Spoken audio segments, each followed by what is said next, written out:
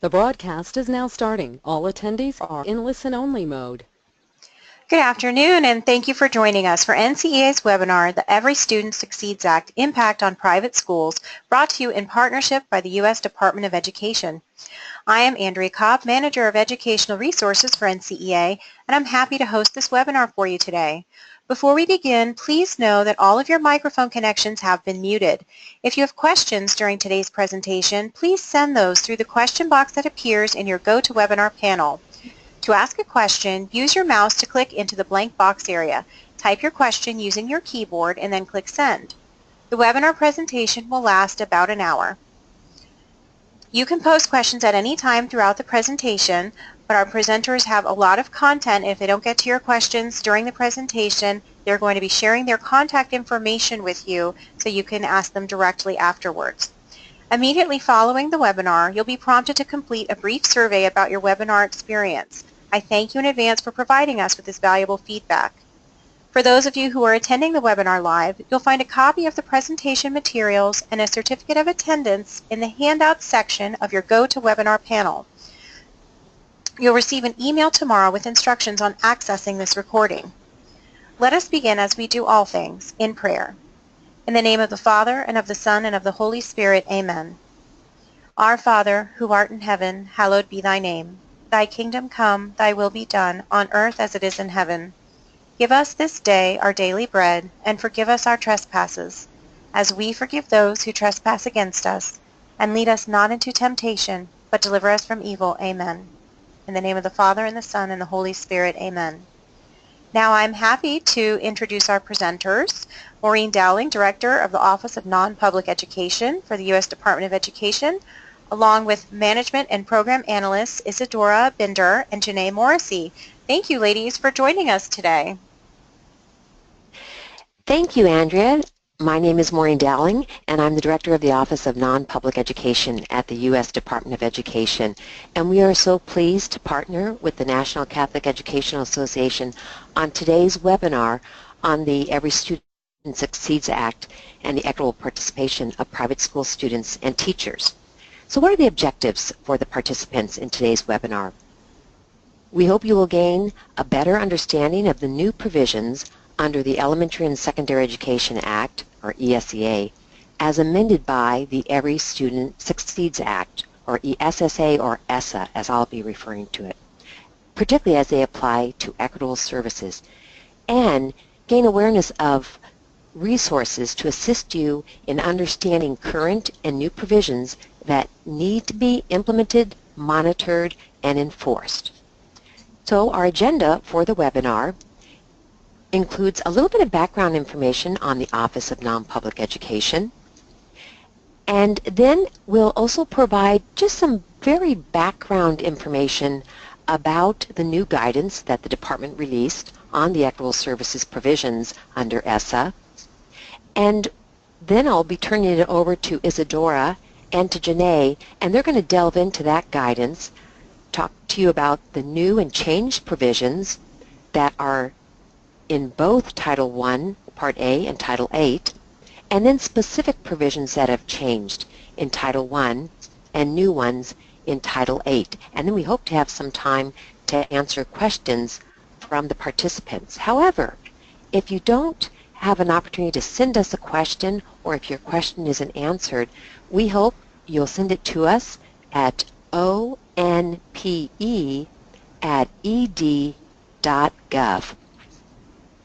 The next slide just shows the names of the presenters and that we work for the Office of Non-Public Education. Okay, just a little bit of background. Since 1965 and the passage of the Elementary and Secondary Education Act, the law has required local education agencies, or LEAs, to provide equitable services to private school students, teachers, and in some cases parents in a number of the ESEA programs. Perhaps you've heard of some of them, such as Title I, or Title II, Title III, Title IV. We'll talk a little bit more about them moving forward. Now, this was based on the child benefit principle, meaning that a child who met the eligibility requirements could receive services regardless of the school the child attended. In a sense, Congress was school blind as they passed that first Elementary and Secondary Education Act.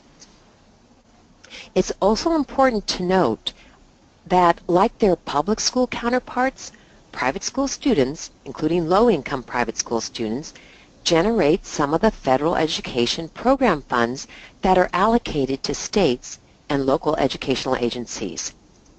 At the same time, though, and of most importance, be aware that equitable services are not provided in the form of money to private schools. Rather, equitable services are provided through the LEA in the form of direct services to eligible students, teachers, and in some cases, parents. This next slide gives you a little bit of information about the law. So it was signed, the Every Student Succeeds Act, ESEA, was signed into law on December 10th, 2015. However, currently, through this current school year, the No Child Left Behind Act remains in effect. ESEA goes into effect in the 2017-2018 school year. In general, you should know that ESEA strengthens and really enhances the equitable services provisions and actually provides for more state and district level accountability. If you look at the chart here, to help you understand this, on the left-hand side we have the No Child Left Behind Act. Again, it remains in effect through this school year. And the equitable services provisions are found in Section 1120 in Title I and in Title IX under the No Child Left Behind Act. Under ESEA, which will go into effect beginning with the 2017-2018 school year, the equitable services provisions in Title I are now found in Section 1117. And the equitable services provisions formerly found in Title IX will now be found in Title VIII. Now, important to note, Title I Part A has its own governing provisions, thus Section 1117.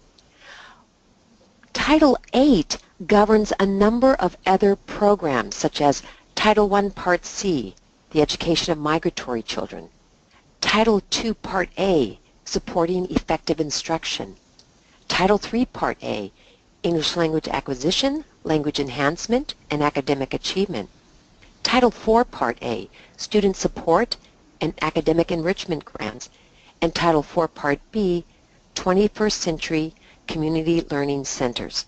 So to find out how equitable services works for these programs that I just mentioned, you go to Title VIII. Okay. We are so pleased that in November, the department released new non-regulatory guidance specific to the equitable services requirements. That guidance document is called Fiscal Changes in Equitable Services Requirements, Non-Regulatory Guidance. This guidance is going to be a helpful tool at the state and local level and for private school officials. Now, it primarily focuses on requirements that are new or changed from NCLB. Because most of the equitable services requirements of NCLB were carried over into ESEA, moving forward into the 2017-2018 school year, LEAs and private school officials will use the new non-regulatory guidance, but also will need to refer to the Title I Services to Eligible Private School Children non-regulatory guidance and the Title IX Part E Uniform Provisions Private Schools non-regulatory guidance. So you might be asking, why would we be using old guidance? Again, not everything in the old guidance transfers over, and you'll know that as we go through this new non-regulatory guidance, but a lot of what's in the Title I Equitable Services Guidance and the Title IX Equitable Services Guidance does carry over. All right, before I hand the presentation over to Isadora, I just want to tell you real quickly about the Office of Non-Public Education. Perhaps many of you participating on this call know about us. We are the liaison office to the non-public school community, including private, faith-based, and home schools. We're here at the department to provide guidance and support to you and states and local educational agencies as you seek to gain knowledge on federal education programs and the participation of private school students and teachers. Our statutory mission is to facilitate maximum participation of private school students and teachers in federal education programs and initiatives. We do that through a number of ways, such as this webinar we're conducting today with NCEA. Within the department, we offer advice and guidance on all matters affecting non-public school students and teachers. We communicate with national, state, and local non-public school associations on these matters and have had a long-standing and good positive relationship with NCEA.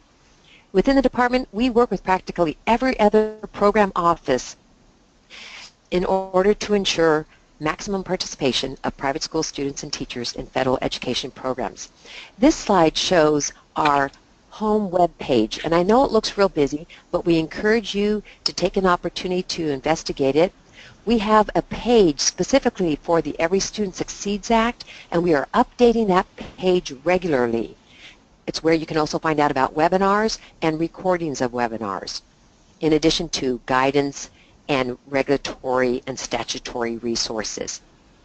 Finally, I hope that you'll consider signing up for the ONPE listserv. By doing so, you will be getting the most current and up-to-date information on federal education programs and the participation of private school students and teachers. So again, thank you for joining us today. Thank you to NCEA for hosting this webinar, and I'm going to turn it over to my colleague, Isadora Binder. Thanks, Maureen. Okay, so this section of the presentation will review those changes that are common to the equitable services requirements under both Titles 1 and 8. ESEA includes a new statutory requirement regarding the designation of an ombudsman.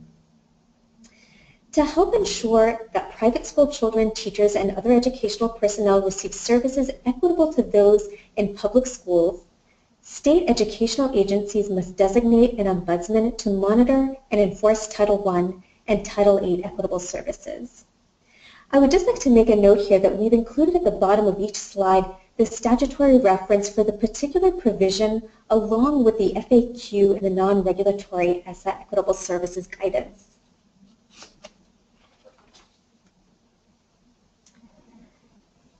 What are the roles and responsibilities of an ombudsman? An ombudsman should serve as an SEA's primary point of contact for addressing questions and concerns from private school officials and LEAs regarding the provision of equitable services under Titles 1 and 8. In addition, the Ombudsman is required to monitor and enforce the equitable services requirements under Titles 1 and 8, and thus should have a significant role in the state's monitoring process. Furthermore, the Ombudsman should ensure that private school officials know how to contact the Ombudsman. The following are examples of activities the Ombudsman could undertake in fulfilling the roles and responsibilities of the position. Serve as a general resource regarding equitable services requirements for both LEAs and private school officials, which may include conducting initial outreach to define the contours of the Ombudsman's responsibilities. Develop in partnership with other relevant staff monitoring protocols applicable to the provision of equitable services and participate in a sample of any monitoring activity. Provide technical assistance regarding equitable services requirements for SEA staff administering applicable programs, LEA staff, and private school officials. Establish a process for receiving documentation of agreement from LEAs consistent with the consultation requirement that the results of such agreement shall be transmitted to the Ombudsman, and participate in the state's Title I Committee of Practitioners and as applicable non-public school working groups.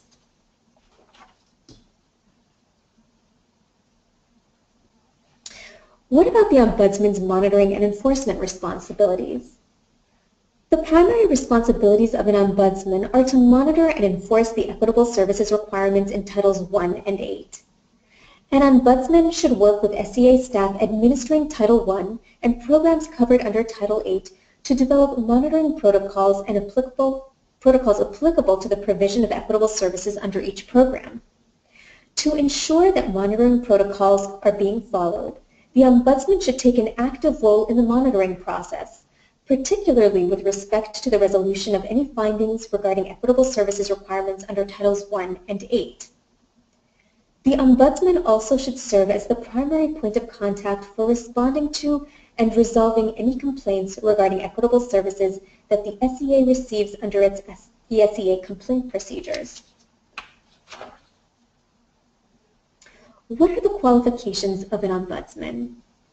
An SEA has discretion in determining who to designate as an Ombudsman. In determining the relevant qualifications of the Ombudsman's position, an SEA should consult with appropriate private school officials. Within most states, there is a statewide private school coalition with representatives of the various private schools within the state. SEAs might consider engaging such private school coalitions. An SEA should consider the following factors in determining who will serve as an ombudsman. Knowledge. Does the individual have sufficient experience and demonstrate thorough knowledge and understanding regarding the equitable services provisions, including the statute, regulations, and guidance necessary to implement, monitor, and enforce the equitable services requirements under both Titles 1 and 8? Capacity. Will the ombudsman work alone or in collaboration with other state federal program directors? Does the individual have experience integrating input from other technical experts and program specialists, including those at the U.S. Department of Education, and communicating it to the appropriate audiences? And impartiality. Will the individual be able to carry out the ombudsman duties, including monitoring, enforcing, and resolving complaints in a fair and impartial manner? Will the individual be able to provide guidance to the LEAs and private school officials to facilitate the goal of reaching agreement when agreement cannot be achieved independently through consultation?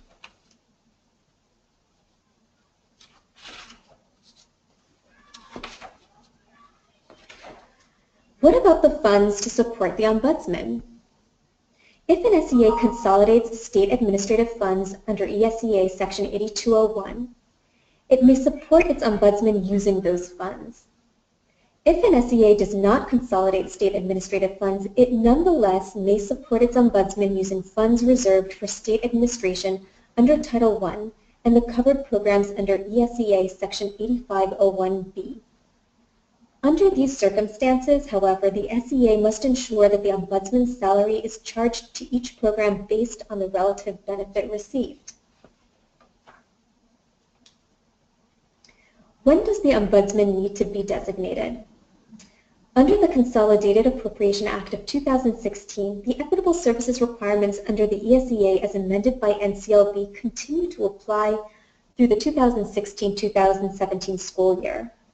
However, an LEA must consult with private school officials to plan for the 2017-18 school year before it makes any decision that affects the opportunity of eligible private school children, their teachers, and their families to participate in Title I or covered programs under Title VIII. Thus, an SEA should designate an ombudsman in sufficient time to be of assistance as LEAs and private school officials begin the consultation process for the 2017-18 school year, which would generally occur in the late winter, early spring 2017. If you have identified a state ombudsman, we welcome you to submit their contact information to onpe@ed.gov.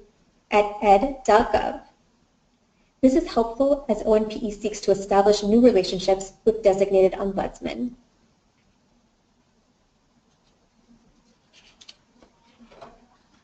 Ms. Dora, this is Maureen. Just a note on that. If you don't know who your ombudsman is, you could certainly contact your state educational agency and ask them who that ombudsperson is.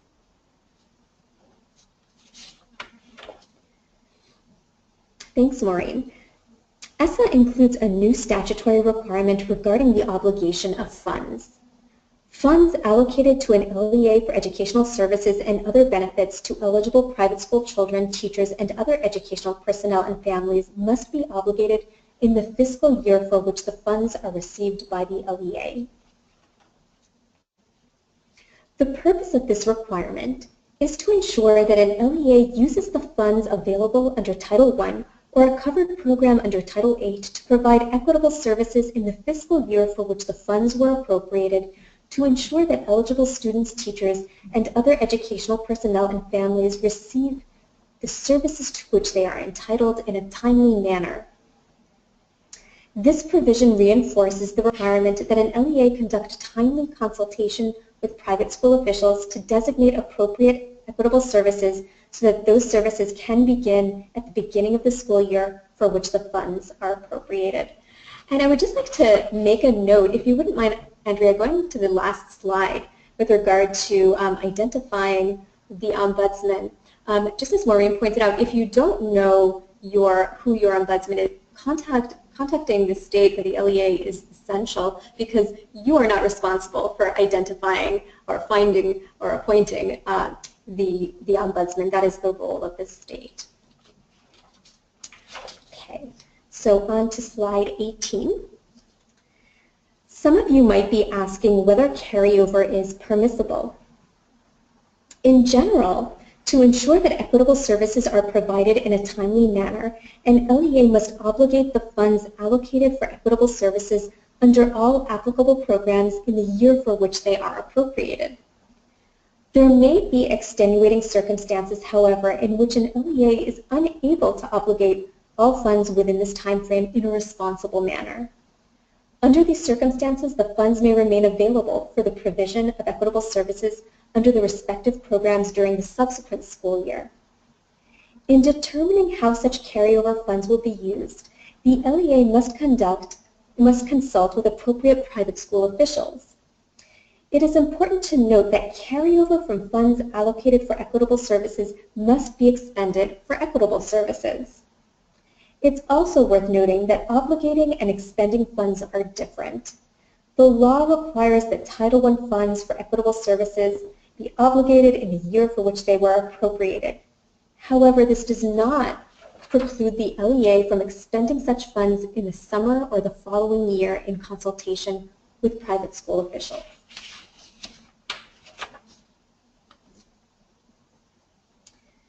ESEA includes a new statutory requirement regarding allocation. An SEA must provide notice in a timely manner to appropriate private school officials in the state of the allocation of funds for educational services and other benefits under each ESEA program that the LEA has determined are available for eligible private school children, teachers, and other educational personnel and families. What are the requirements to provide notice to private school officials? An SEA must annually provide information on the amount of funds by program allocated for equitable services that each LEA responsible for providing equitable services has determined are available for eligible private school students, teachers, and other educational personnel and families. This applies to Title I, including the amount for parental involvement and each covered program under ESEA Section 8501B. Such documentation should indicate how the allocation was determined.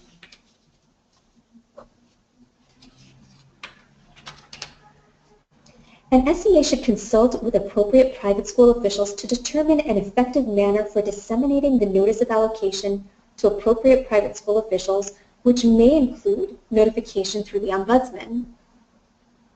An SEA may consider methods such as publicly posting this information on the SEA's website, using an email distribution list of private school officials, or other method that will ensure that this information is available to appropriate private school officials. An SEA should consult with LEAs and appropriate private school officials to determine a reasonable timeline for providing the notice of allocation. In general, an SEA should ensure that the notice is provided prior to the beginning of the school year. ESEA includes a new statutory requirement regarding when the state must provide equitable services. An SEA must provide equitable services directly or through contracts with public or private agencies, organizations, or institutions. If appropriate, private school officials have requested that the SEA provide such services directly and demonstrated that an LEA has not met applicable equitable services requirements in accordance with the procedures for making such a request as prescribed by the SEA. I'd like to review some guidelines regarding the procedures for governing a request for the state to provide equitable services. An SEA should consult with appropriate private school officials in developing procedures under which private school officials may request the SEA to provide equitable services in lieu of an LEA. It is likely that most instances of non-compliance with equitable services requirements by an LEA can be corrected with minimal intervention by the SEA. Consistent with the standards the Secretary must use for a bypass, under the equitable services requirements in Titles 1 and 8, an SEA must develop procedures that require private school officials to demonstrate that an LEA has substantially failed or is unwilling to provide equitable services before the SEA intervenes to provide equitable services directly or through a third-party provider. Please note that a bypass is a means by which the Secretary directly provides equitable services to private school students and teachers through a third-party provider.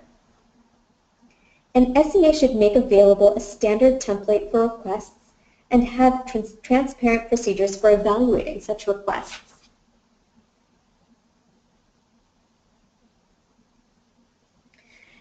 ESEA includes a new statutory requirement regarding consultation that applies to Titles 1 and 8. The goal of consultation is agreement between the LEA and appropriate private school officials on how to provide equitable and effective programs for eligible private school children. A note on school choice.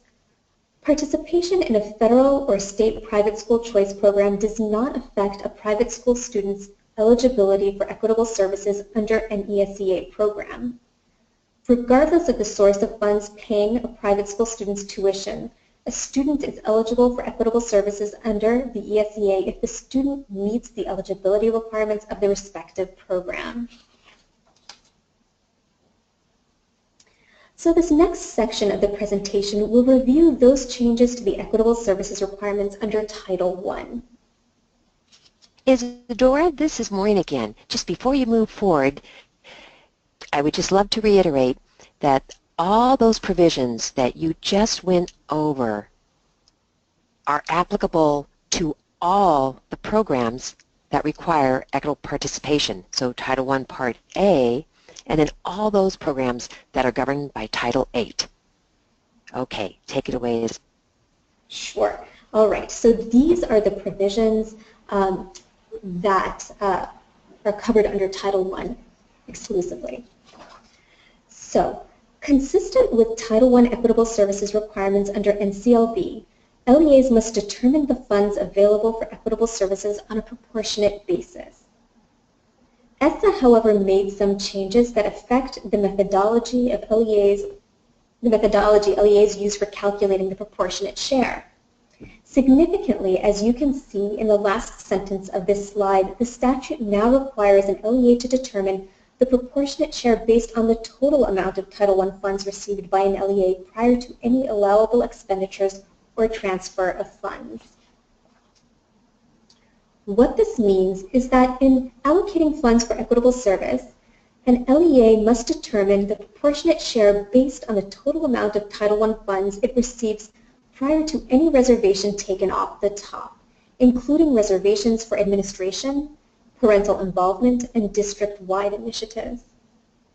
This is a fairly significant change because under NCLB, equitable services funding was determined after reservations. This resulted in a fairly complex method for calculating funding as, although equitable services did apply to certain reservations, it did not apply to others, such as funds reserved for supplemental educational services.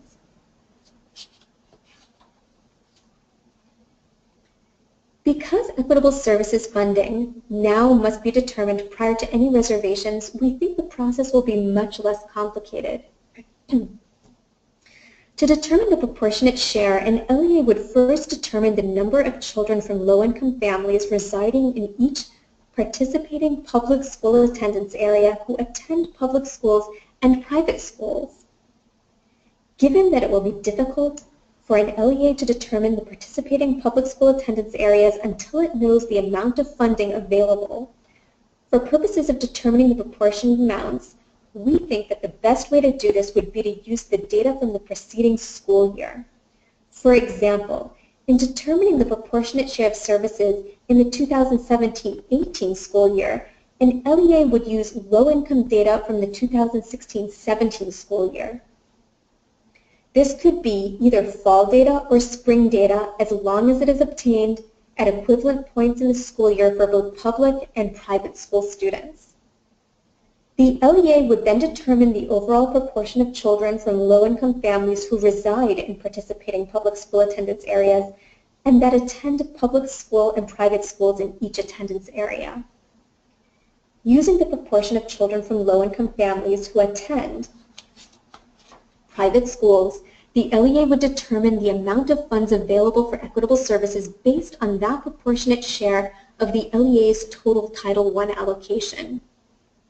Once the LEA determines the proportionate share for both public and private schools and reserves funds as appropriate, it would then determine the public schools to be served through the normal rank and serve process.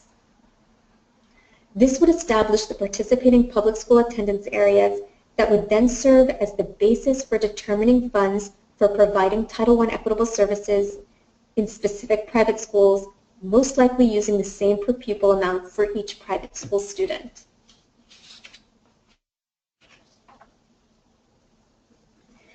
Okay, so the following example contained in the new guidance reflects how the LEA calculates the proportionate share for equitable services.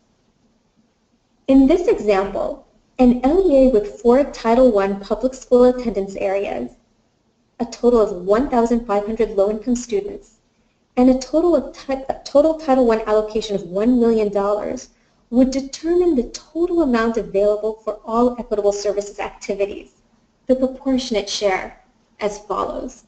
Now I'd like to use my mouse, and unfortunately I know that my mouse will not show up as I move it around on the screen. So bear with me as I walk you through this example. So let's start with column 3, the number of private school low-income children.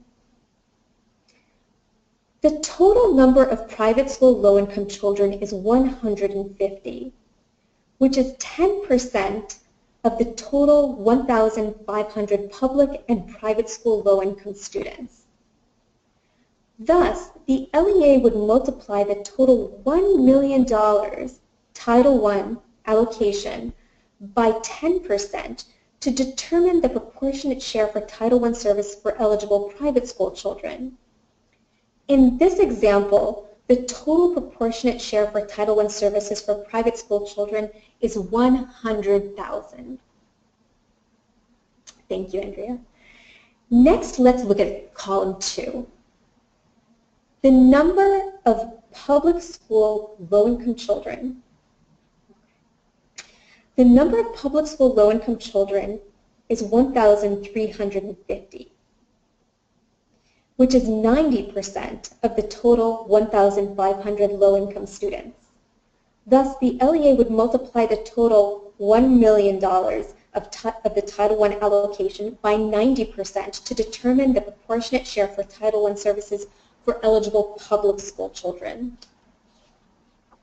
In this example, the total proportionate share for Title I services for public school children is $900,000. Note that at this stage, you could calculate a per pupil amount by dividing the proportionate share by the number of low-income students in both public and private schools, meaning dividing $1 million by 1,500. This amount would be the same for all students, which is approximately $667 per child.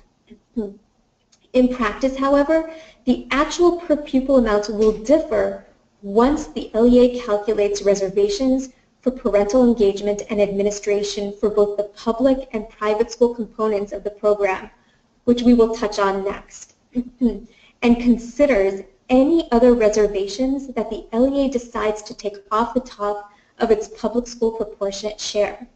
For example, for district-wide initiatives, and the ranking and serving of public schools.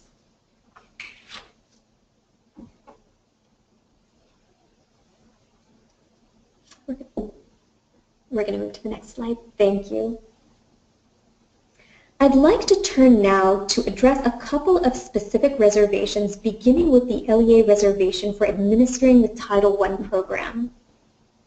Previously, LEAs reserved funds for administration off the top prior to determining the proportionate share for equitable services. These funds were then used to administer the Title I program as a whole, including both the private and the public school components of the Title I program.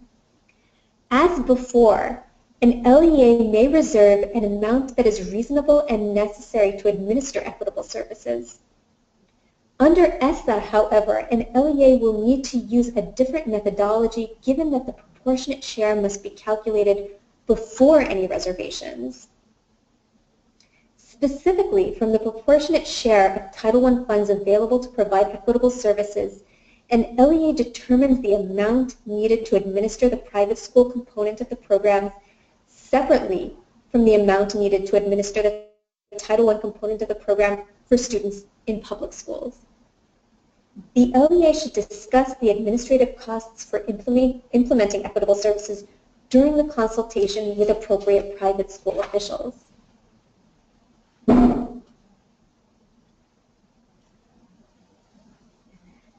The other reservation that remains relevant to equitable services is the reservation for parental and family engagement. An LEA must reserve and spend at least 1% of its total Title I allocation for parent and family engagement activities if the LEA's Title I allocation exceeds $500,000. To determine this amount, an LEA must calculate 1% of its total Title I allocation. Of course, this is slightly complicated given that the proportionate share is also based on the total allocation. So this is how it would work. The LEA would again look at its total allocation and determine what 1% of that amount is. The LEA would then apply the proportionate share percentage for services to private school students to determine how much it must spend for parent and family engagement activities for the families and parents of eligible private school and public school students. An LEA must then spend that amount from the proportion of its Title I allocation available for equitable services for private school students.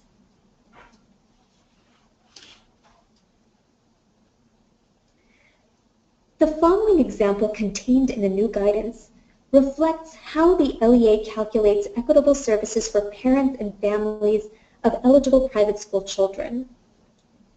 Using the same Title I funding amount as in the previous example, the LEA has a Title I allocation of $1 million, as noted in the first column on this table. Let's move over to the second column.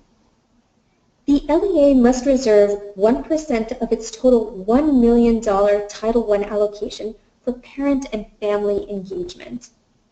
Thus, 1% of the LEA's total $1 million Title I allocation is $10,000. So $10,000 must be expended for parent and family engagement. Okay, so from this total amount of $10,000, how does the LEA determine the amount that must be expended for equitable services for private school parents and families? Recall from the previous example, the LEA allocated 10% of its $1 million Title I allocation, which is $100,000, for Title I equitable services for private school students, and 90%, which is $900,000, for all Title I activities for public school students. The LEA would use the same proportions, 10% and 90% in determining the amount of funds allocated for parent and family engagement. So now look at column 3, proportionate share for equitable services for private school parents and families. The LEA must use $1,000, which is 10% of the total $10,000 that must be expended for parent and family engagement for private school students, parents, and families. This $1,000 is taken from the amount allocated for Title I services for private school students. So as you can see in the last column, from the total $100,000 allocated for Title I services for private school students, $1,000 of that amount must be expended for parent and family engagement. The remaining $99,000 will be used for instruction and professional development for private school students and teachers. In turn, the LEA must spend 90% of the total $10,000, which is $9,000, on Title I activities for parent and family engagement in the participating public schools. This amount is taken from the public school Title I proportionate share, which you may recall is $900,000. In summary, a total of $10,000 must be expended for parent and family engagement. 10% of that $10,000, well, $1,000 must be expended for private school parents and families. 90%, or $9,000, must be expended for public school parents and families. The $1,000 is taken from the proportionate share for private school students, and the $9,000 is taken from the proportionate share for public school students.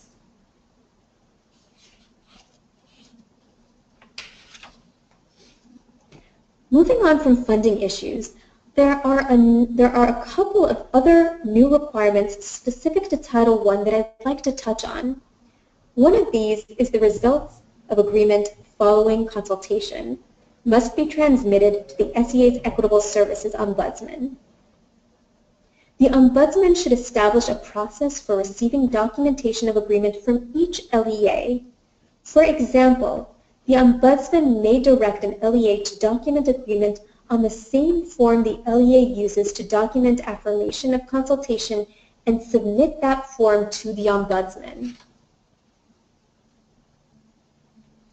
Other changes under ESEA affect the statutory list of consultation topics, which have been expanded to include how the proportion of funds allocated for equitable services is determined, whether the LEA will provide services directly or through a separate government agency, consortium, entity, or third-party contractor, whether to provide equitable services to eligible private school children by pooling funds or on a school-by-school basis, when, including the approximate time of day, services will be provided, whether to consolidate and use funds available for Title I equitable services in coordination with eligible funds available for equitable services under programs covered under Section 8501B to provide services to eligible private school children in participating programs.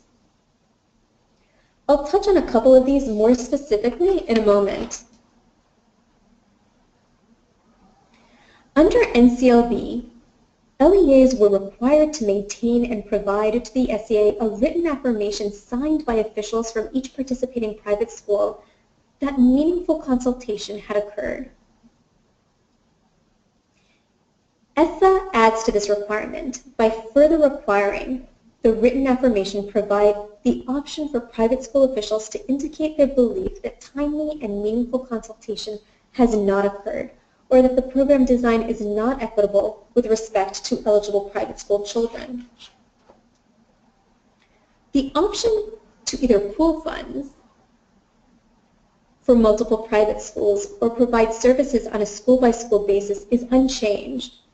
The only change is that the new statute now specifies that an LEA must consult with private school officials regarding these options. Please remember that funds cannot be pooled across programs or LEAs. As part of consultation, an LEA must consider whether to consolidate and use Title I funds to provide equitable services under Title I in coordination with funds for equitable services from programs covered under Title VIII. The focus here is really to foster increased coordination among different programs under which an LEA might provide services to students in a particular private school. This can help address the silo effect, whereby the nature of services under Title I is often determined without regard to what services are being provided under other programs with equitable services requirements, such as Title II and Title III. For example, through coordination, an LEA with limited available funds might use Title I funds to provide instructional services to Title I eligible private school students, use Title II funds to provide professional development to those students' teachers, as opposed to all teachers in a given school, use Title III funds to improve the English proficiency of English learners among the participating students, and use Title IV funds to provide necessary counseling services to the most at-risk students, eligible students.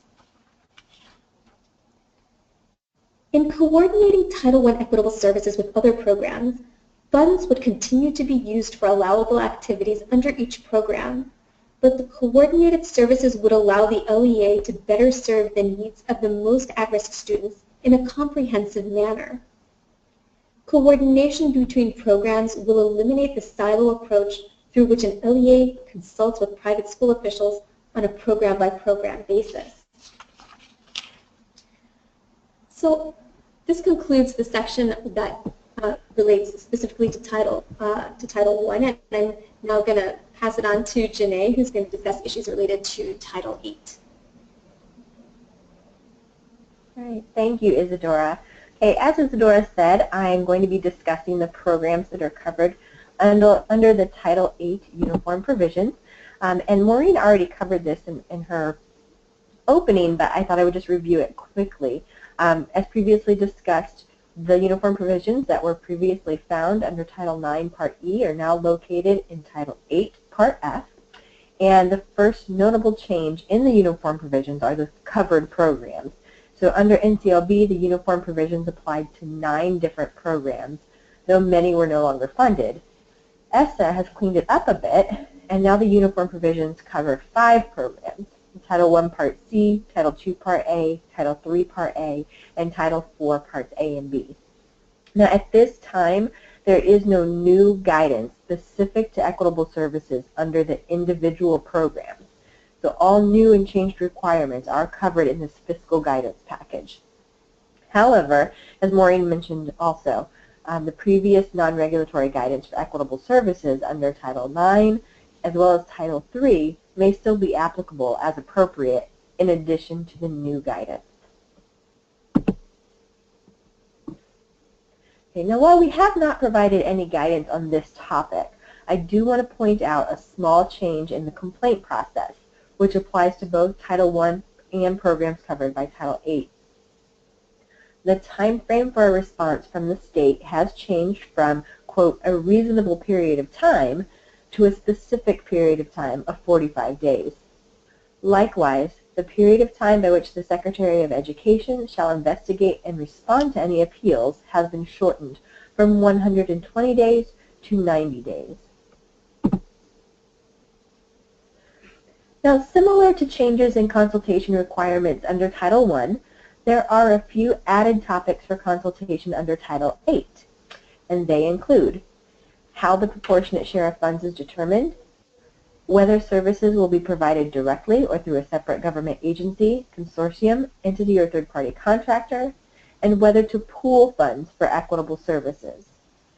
One other new topic under consultation is that documentation of consultation is now required.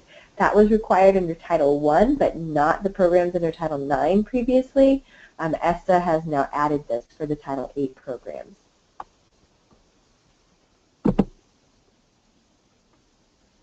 All right, the next slide is actually just a helpful graphic to provide a reminder of the ongoing nature of consultation and all of the topics that should be discussed. So on the left in blue are the existing requirements that carried over from NCLB into ESEA, and on the right in red are the new additions. So the new topics that must be discussed during consultation.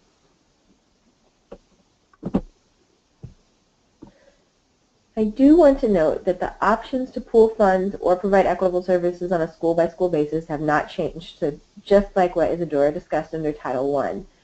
So while we have previously recommended through guidance that all the options be discussed, the statute now specifies that this must be discussed in consultation. And just to note, the definition and descriptions of pooling that are found in the prior Title IX guidance are still applicable and may be useful for you in consultation. Now I'm going to switch over just a little bit and talk more specifically about Title II, Part A, which is covered by the Title VIII Uniform Provisions. Under NCLB, the amount of funds reserved for equitable services under Title II, Part A was limited to the amount of funds the LEA spent on professional development for its own teachers, or what we also called the hold harmless, which was an amount determined by the amount spent under the Eisenhower PD program and the class size reduction funds used for PD in 2001. And so it was based on whichever was greater, what the LEA was actually spending on professional development or that hold harmless. ESEA removed this provision.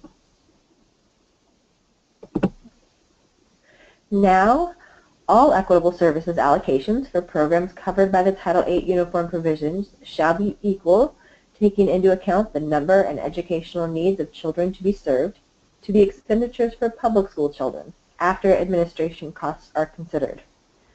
So the cost of administration of the equitable services, including the administration of services provided through a third-party contractor, should come from the district's off-the-top administrative set-aside. So this is different from how the set-aside for admin is done for Title I, so just take note of that. This slide is just a chart giving you an example of a formula to help determine the amount to be reserved for Title II, Part A equitable services. You can see in the A category we've listed the enrollment numbers for both the public and private schools and come with the total number. Then in the B section we've listed what the LEA total allocation is, what they're reserving for administrative costs, and then what remains of the allocation after admin is taken off. That amount is then divided by the total student population, so total student enrollment. And once you arrive at that number, you can then multiply that PPA by the total number of private school students to come up with the amount available for equitable services. And this chart is available in the guidance. So just as the allocation amount for Title II equitable services was limited to the amount the LEA spent on PD, the use of those funds was limited strictly to professional development activities. Now the allowable uses of funds has changed for Title II Part A, and there may now be some additional uses of funds permissible for equitable services.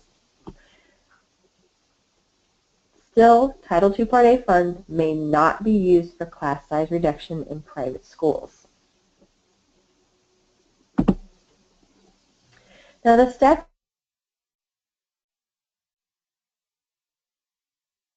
does not indicate the activities that may be, but we have provided some guidelines for determining the allowableness of specific activities. They must, first, be an allowable use of funds under statute, which would be ESEA Section 2103B3, and I'll discuss that a bit further in the next slide. Must also meet the specific needs of students enrolled in the private school and not the school itself. Must be provided by either an employee of the public agency or through a contract by the public agency with an individual, association, agency, or organization who must be independent of the private school and any religious organization. All contracts must be under control and supervision of the public agency. Additionally, all funds must remain in control of the public agency responsible for providing equitable services.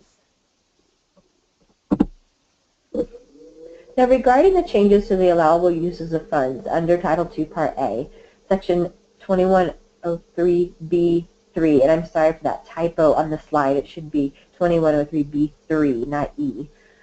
This states that professional development may be provided as long as it is evidence-based, to the extent the state determines that such evidence is reasonably available.